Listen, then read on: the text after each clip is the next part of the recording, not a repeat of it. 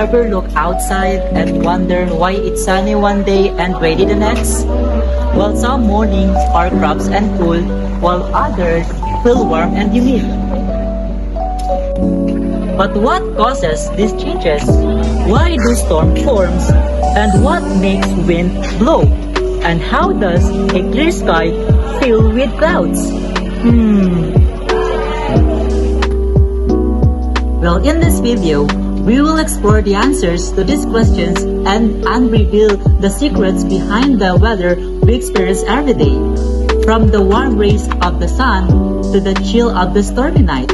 Let's dive into the fascinating world of weather and see what makes our skies so alive. What is weather? We talk it every day, but what does it really mean? Simple put, weather is the state of the atmosphere at any given time and place. It's what makes the sky sunny, cloudy, rainy, or stormy. Weather is a mix of events that happen each day in our atmosphere. Weather is different in different parts of the world and changes over minutes, hours, days, and weeks. Most weather happens in the troposphere, the part of Earth, the atmosphere that is closest to the ground. Weather can vary greatly depending on where you are and the time of year. It's why you might have sunny skies one day and a thunderstorm the next, or snow in the mountains, while the beach stays warm. The weather events happening in an area are controlled by changes in air pressure. Air pressure is caused by the weight of the huge numbers of air molecules that make up the atmosphere. Typically, where air pressure is high, their skies are clear and blue. The high pressure causes air to flow down and fan out when it gets near the ground, preventing clouds from forming. Air pressure is low, air flows together and then upward where it converges, rising, cooling, and forming clouds. Remember to bring an umbrella with you on low pressure days because those clouds might cause rain or other types of precipitation.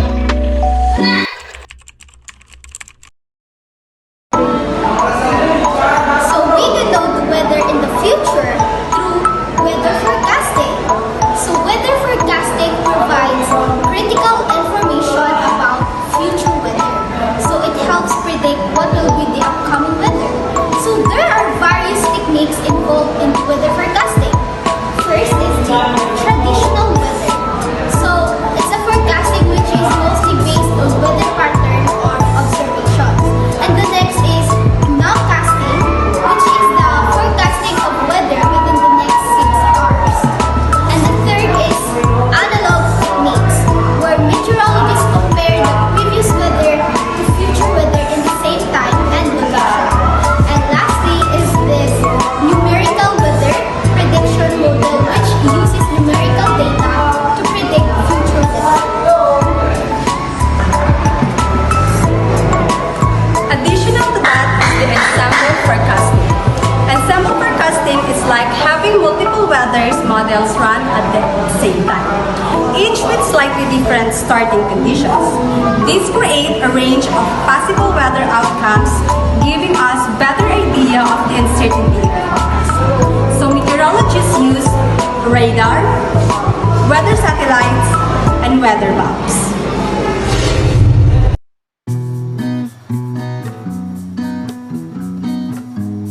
Forecast is observation of the ground and space, along with the formulas and rules of experience in the past, and therefore they can create their forecast.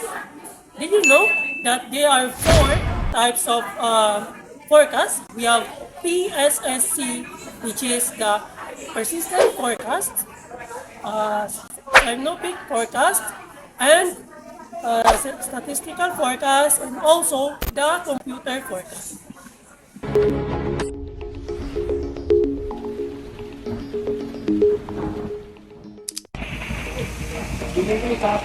Do you know that weather forecasting is crucial to us? Weather forecasting is used in many situations like severe weather alerts and advisory. It helps our transportation to operate safely, especially our airplanes, boats, and ships. Weather forecasting aids our farmers in yielding their crops. Militaries depend on weather forecasting for smooth and safe military operations. Wow, what a beautiful clear blue sky. I think tomorrow will be sunny too. Persistent forecasting is the easiest method of forecasting. It assumes the continuation of the present. If today is sunny day, it assumes that tomorrow will be sunny day too. So it is good for short-term forecasting.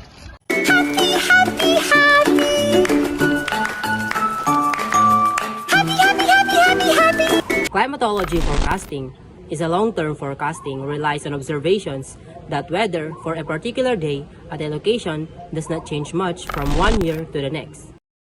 Now for your latest short-term forecast.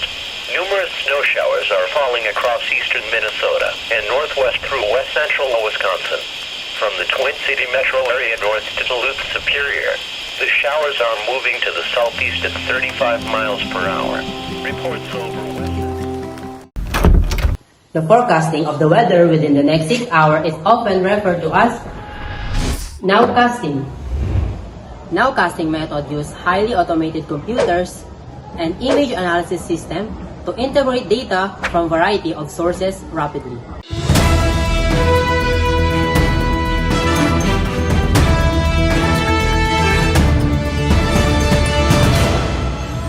The analog method is a complex way of making a forecast, requiring the forecaster to remember a previous weather event which is expected to mimic by an upcoming event. So the sample scenario in using the analog forecasting is by predicting spring temperatures in a La Nina year. Imagine a scenario where we want to forecast spring temperatures in a region experiencing a La Nina event. La Nina, a climate pattern in the Pacific Ocean, is known to influence weather patterns worldwide. By using the analog approach, we would search through historical records for past La Nina years and identify those with similar atmospheric conditions, such as jet stream patterns, sea surface temperatures, and snow cover, to the current year. We would then analyze the spring temperatures observed in those past La Nina years to infer potential temperature trends for the current spring. Ensemble forecasting entails the production of many forecasts in order to reflect the uncertainty into the initial state of the atmosphere. The uncertainty in the forecast can then be assessed by the range of different forecasts produced. Ensemble forecasts are increasingly being used for operational weather forecasting, which requires a sophisticated understanding of the atmosphere and computer models. So the sample scenario in using ensemble forecasting is by predicting typhoon track. So let's consider predicting the track of a typhoon approaching a coastline.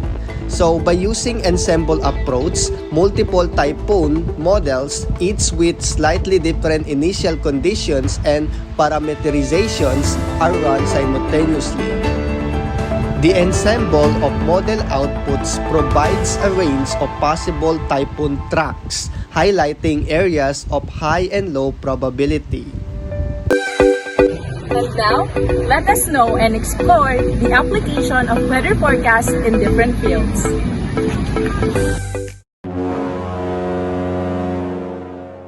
You heard it right. Marine is largely affected by weather forecast. Marine activities are heavily impacted by a range of meteorological and hydrological factors. The need for efficient communication of these conditions to vessel pilots is crucial for safety. The MAFOR or Marine Forecast is one of example of standardized system. But there are others, and the specifics vary depending on the region and the organization responsible for disseminating the forecast.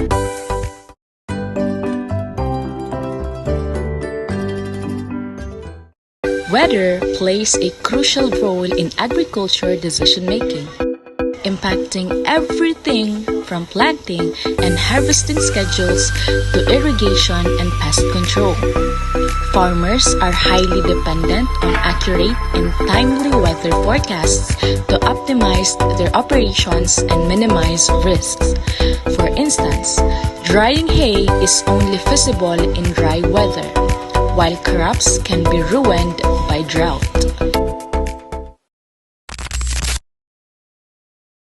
Weather plays a crucial role in energy demand, and utilities rely heavily in forecasting to anticipate fluctuations.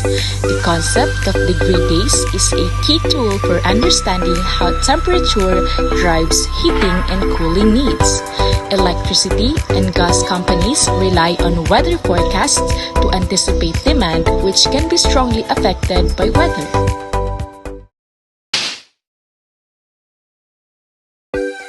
Private companies pay for weather forecasts tailored to their needs so that they can increase their profits or avoid large losses. The use of tailored weather forecasts has become a significant business strategy for many companies, allowing them to optimize operations, minimize risks, and maximize profits. For example, supermarket chains may change the stocks on their shelves in anticipation of different consumer spending habits and different weather conditions.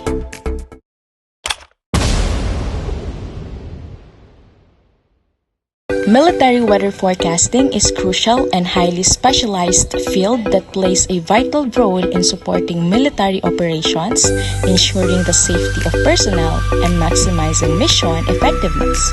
Similarly to private sector, military weather forecasters present weather conditions to the warfighters community. Military weather forecasters provide pre-flight weather briefs to pilots and provide real-time resource protection services for military installations.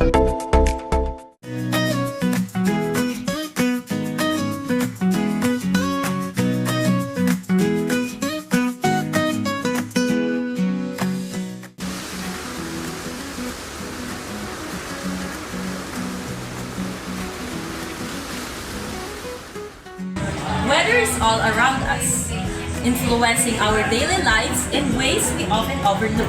Today, we'll explore some fascinating weather parameters and concepts like dew point, fog, barometric pressure, wind chill, and more. Let's get started. First is dew point. Dew point is the temperature to which air must be cooled for saturation 100% relative humidity to occur. The dew point is an important measurement used to predict the formation of dew, frost, and fog. Second is the fog. We have been seen heavy fog defined as having a visibility of less than 0.3 miles, but never seen what defines a moderate or light fog. Is there any standards? This sounds like a pretty question, but it isn't. First, here's the definition of fog according to American Meteorology Society's or AMS. Fog is a visible aggregate of minute water droplets suspended in the atmosphere near the Earth's surface. A cloud in contact with the Earth's surface. Fog is responsible for reducing visibility less than 1 kilometer or 5/8 miles. Another is barometric pressure. It is the air that makes up our atmosphere exerts a pressure on the surface of the Earth. This pressure is known as the atmospheric pressure. Its weather parameters. First is wind run. So, measure the total distance of wind passing a weather station over a specific time. Expressed in miles or kilometers. It is calculated by multiplying the average wind speed by the time interval. Wind chill. Wind chill temperature measures how cold it feels to people and animals due to wind, which increase heat loss from exposed skin. Precipitation rate. This measures the rate of precipitation by recording the time between each 0.01 increment. The highest value during the period is reported, and if no precipitation is reported for 15 minutes, the rate resets to 0. Evaporation. Evaporation is the estimated amount of water vapor returned to the air based on measured temperature, relative humidity, average wind, solar radiation. Wet bulb temperature. This measures moisture in the air using a thermometer with a moistened bulb. It indicates how much the temperature can drop due to the evaporation. The difference between the wet bulb and dry bulb temperatures, known as the wet bulb temperature, indicates humidity levels. In dry air, evaporation is rapid, resulting in a larger depression. Soil temperature. This is measured at a depth of 5 inches and reported to the nearest degree Fahrenheit. Now, let us proceed to the forecast of weather parameters. Let us start with the maximum temperature forecast.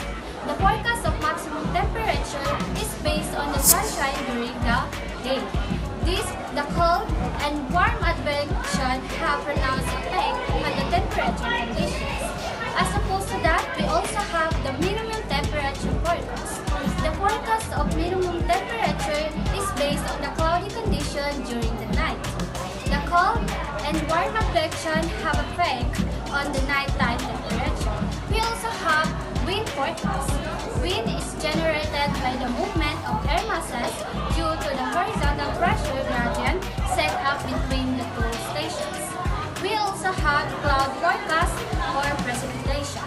The information on these weather parameters is useful for the farmers in taking decisions in agricultural operations like spraying, irrigation, and harvesting. Another forecast of weather parameters is dew forecast. Dew appears in the morning hours on vegetation near the Earth's surface, when the air temperature falls to dew point temperature. Now, what is dew point? Dew point is the temperature at which airs need to be cooled to allow for condensations and water vapor to form on the surface. Next, evaporation. The rate of evaporation depends upon the prevailing weather conditions and the anticipated weather conditions. The last but not the least, we have the frost forecast. Frost is the form of precipitation. Like dew forecast, frost also plays an important role in agriculture. The formation of frost depends upon the dew point. This process is called sublimation. These type of conditions are generally found when the dry weather conditions for a few days. Therefore, forecast or frost is very